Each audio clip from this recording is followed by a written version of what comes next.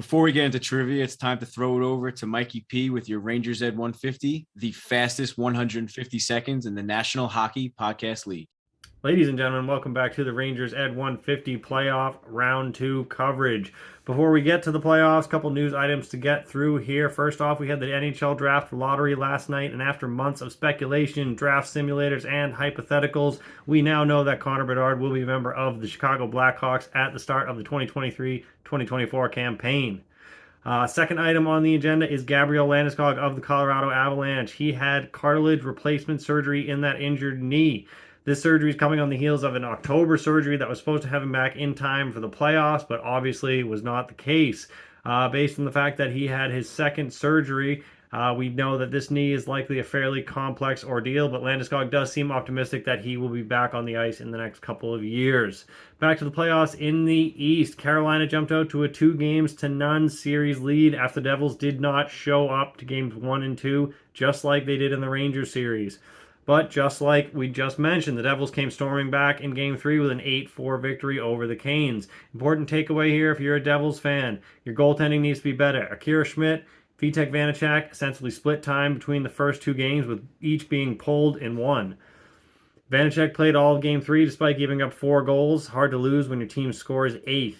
So far this series, Devils goaltenders have given up 15 goals through 3 games. That is not a winning recipe. If the Devils want to take this series, the goaltenders need to step up and they need to tighten it up on the back end. Next up, we have Leafs-Panthers. And I don't think anyone told the Toronto Maple Leafs that there's a round after the first one. Toronto squeaked out by the Lightning in round 1, and since then they have been completely outclassed by the Florida Panthers. Panthers have beaten Toronto in every area of the ice, and to boot, Ilya Samsonov left Game 3 with a lower body injury and is questionable to return for Game 4. So far through 3 games, Matthews, Marner, Nylander, and Tavares have not scored. That is the first time since those 4 have been together that this has happened. Through those first 4 games, Matthews and Marner have combined for 2 points as well. So that's pretty abysmal. Bottom line here, if the Leafs want to win, Matthews and Marner and Tavares and Nylander need to score like 100 goals. Moving to the West, Vegas and Edmonton is turning into a back and forth affair with neither team showing up on the same night as the other. Vegas took a Game 1 lead with a 6-4 victory. Important note here is that Leon Draisaitl scored all 4 of Edmonton's goals. Edmonton stormed back and took Game 2 5-1. Draisaitl put in 2 in this game. Finally, in Game 3, Edmonton didn't show up. Vegas returned the favor, absolutely thrashed the Oilers 5-1. Wasn't all glory for Vegas, though. Laurent Brossoit left 11 minutes into the first period with a lower body injury. It was kind of like the Pacioretty Achilles. There was no one around him. He was on his own, and he pushed off and just hurt himself, so it was likely not great.